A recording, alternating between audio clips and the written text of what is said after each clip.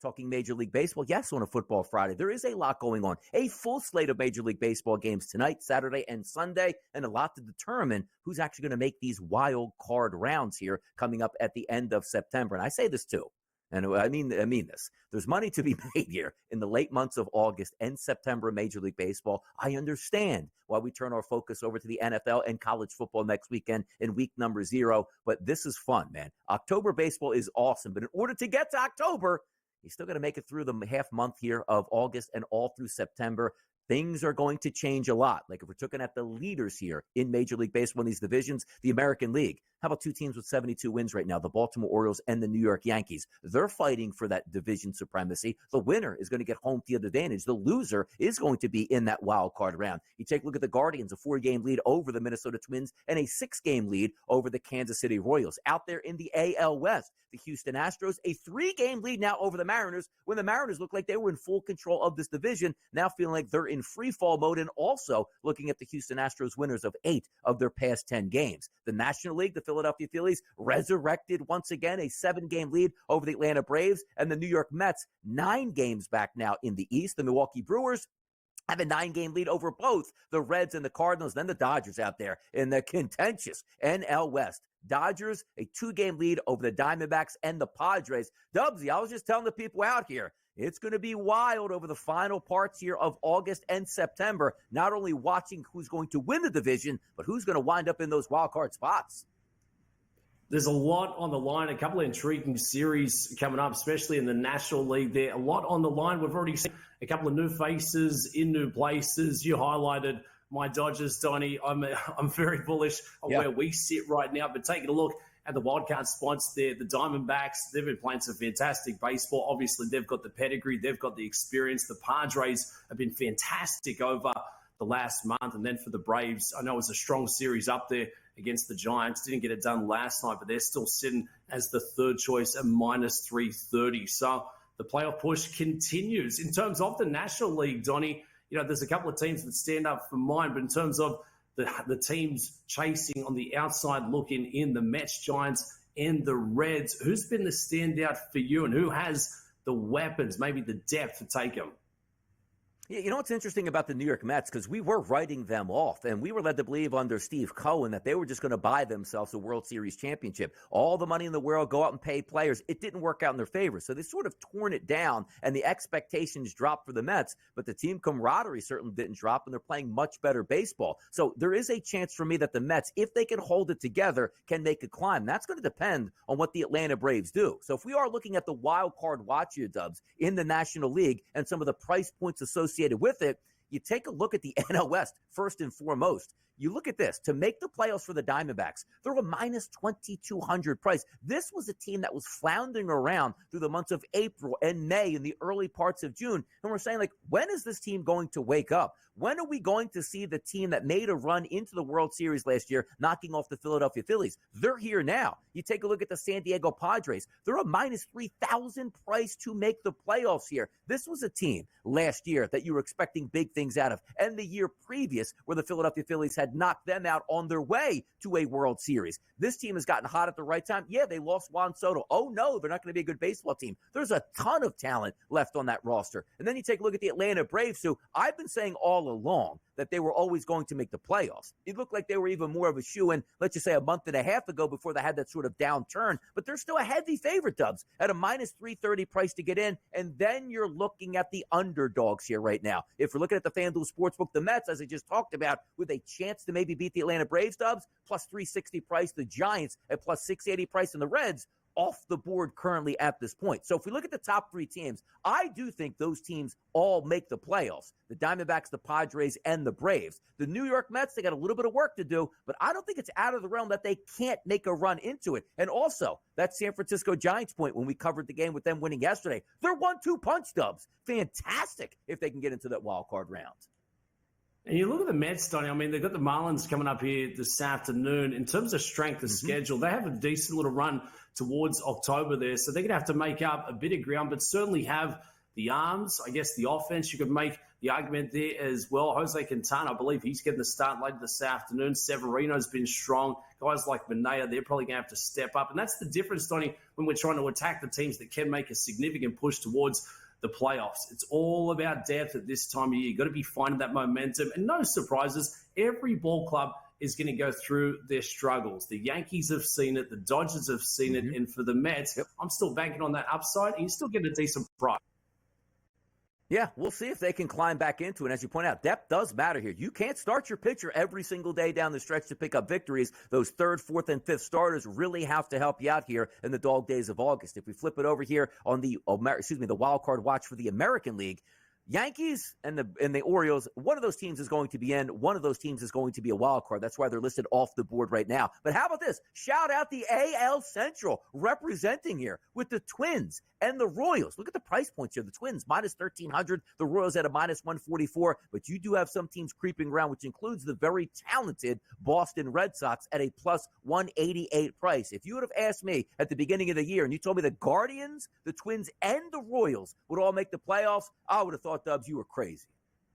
Who's the buy low spot, Donnie, in terms of the American League? We've gone through the highs, the lows. I love what I'm seeing. Yeah. Now, the Orioles, the Guardians, obviously have been playing some fantastic baseball. And the Yankees, well, it looks like they have figured it out over the last couple of weeks. The one team I do have an eye out for, and I've liked them and bet them a lot, particularly with RBI props here, Dubbs, let's just say over the past 30 to 45 days, it's the Boston Red Sox. They weren't supposed to do a lot, and quite frankly, many people picked them to become dead last in the AL East for this season. And that's very unlike the Boston Red Sox because typically they'll have a big payroll, superstar after superstar, challenge for World Series championships, and now they weren't supposed to do that this year. So when I look at that roster and say some of these young guys, in particular those left-handed batters surrounded by Rafael Devers, they have done really well. That's one of those teams I want to keep an eye on down the stretch, but I think we can probably, become in agreements here. Yankees, Twins, Royals, Red Sox, those are the four teams you want to watch out, obviously, in that wild card race, and we'll see how it turns out here. Now, getting into the wild card, yeah, that's great. If you win, you make it to the League Championship Series rounds and the divisional rounds, and then the World Series. Let's talk World Series prices right now on a Friday right here on the grid. Final segment of hour number one right here on the Early Line, Sirius XM Channel 159 right here on the Sports Grid Network. Dubbs, Anderson, Donnie, right side, bringing that heat. And yes, we have a lot more topics to get to in hour number two, but let's put the cherry on top of the Major League Baseball season so far. That's World Series championship odds here, Dubsy. And if we look at the leaderboard right now, should I say the odds market at the FanDuel Sportsbook, you're still looking at the same teams we've been looking at for the past months here. It's two National League teams to start it off. The Dodgers at a 3-1 price, the Philadelphia Phillies at a plus 500 price. Then we get to the two stalwarts in the American League. That's the New York Yankees at a plus 550 price and the Baltimore Orioles at a 7-1 price. Before we get to the other teams, I always like to ask this question because the odds really haven't changed all that much in the leaderboard standings here. Do you agree, Dubsy, that the Los Angeles Dodgers, who have been and continue to be the favorites here at the FanDuel Sportsbook to win the World Series? Yes, I do, and I agree that Jack Flaherty coming across is a great addition here for Dave Roberts and the Dodgers. They've gone through their own struggles, but you highlighted, Donnie, if you jumped in to play the futures markets as a baseball bettor, why would you have jumped in pre-season to take the Dodgers at plus 360? We can now get them at plus 300. We wanted to see that all the things would fall in line. We wanted to see that our big fella, Showtime Ohtani, would show up and be that superstar after surgery, and he is every bit as advertised. Yamamoto, there's whispers that he could be getting closer to a return. We need Walker Buehler to step up and be that guy. So there's now a bit more depth. There's no questions against that lineup. Mookie Betts is back in the mix here. So this is the time of year where you want to build that momentum. I like the price. I like the number. I've now seen enough. And for the Dodgers at plus 300 compared to where they were in the preseason World Series futures, I like this spot. I was big on the Phillies. If you asked me this question a couple of weeks ago, Donnie, I was all in on Philadelphia. This was the best team in baseball, but suddenly they're on the skids. The Yankees are on the up, and the Orioles are sitting there saying, hey, don't worry about us. But yes, I agree with the odds makers. I think the Dodgers certainly have the class, and we put the intangibles, that little X factor going towards a World Series. I think they are the team to beat. How crazy a baseball season is, too, because before the All-Star break, you saw the Dodgers show up in Philadelphia and get hammered in that 3-game stretch. And you're like, oh, there we go. That's decided. The Phillies have like a 6-game lead over the Dodgers for that number 1 seed. And here we are talking about them today, neck and neck at this point, even though the Phillies have won 5 of 6 games over the Dodgers. So the Phillies are a 5-1 price. And we do probably agree the Dodgers and the Phillies, the 2 top teams in the National League. If we were to set up the playoff structure, they probably would meet in the NLCS. Flipping it over here to the American League, it's the Yankees and the Orioles, plus 550 and a 7-1 price here for the Orioles, respectively. Now, these 2 teams are going to jockey for position. They're tied right now in the standings in their own division. And boy, if you can win that division, the fruits of the labor, you have home field advantage. The other team has to go into the wild card round to make it a little bit more difficult. So if we're looking at the American League with those 2 top teams, Yankees and Orioles, who gets the nod for you, Dubsy? Because for me, I'm still riding with the Yankees. Do you think it's the Orioles or the Yankees as well here in the American League? Excuse me.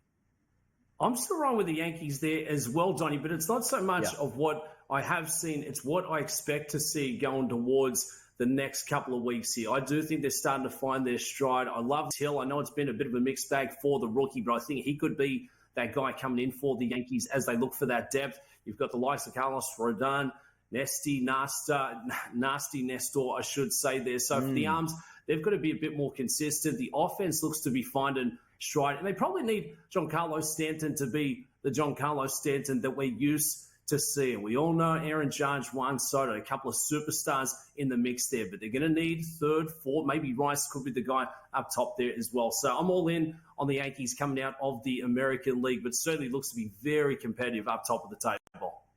No, it certainly is. And look at that. The top 4 teams, Dodgers, Phillies, Yankees, Orioles. You know who's right behind them? The Houston Astros. You can't get rid of this team. I put a fork in them 15 times this season. Here they are, leaders of the AL West, and a 10-1 price, which means a legitimate chance. The odds makers think that they can actually win another World Series. The Guardians at a 15-1 price. The Braves at 15-1. The Twins at 17-1, followed by the Padres and the Diamondbacks out there in the NL West. If we remove the top 4 teams and go with just the Astros, Guardians, Braves, Twins, Padres, and Diamondbacks, I would have to believe myself. I still think it might be the Padres or the Diamondbacks that can climb this ladder here, Dubsy. Yeah, and there's so much recency bias. The Astros have now rattled off, I think it's 8 straight on the bounce there. So arguably the hottest team in baseball. And Donnie, you write them off and they just show you that they've got that dog in them. They've got that experience, that X factor. They know how to grit out a couple of wins. And this is the time of year where you want to be finding top stride there. So Framber Valdez leading the way for the Stros. Couple of questions on the injury side of things. If you want to win a World Series, you need good fortune. You need a bit of luck. Right now, the Astros have got the momentum. They need a bit more depth coming in for October. And playing your best baseball down the stretch means a lot. Momentum, people. We got momentum into hour number 2 next.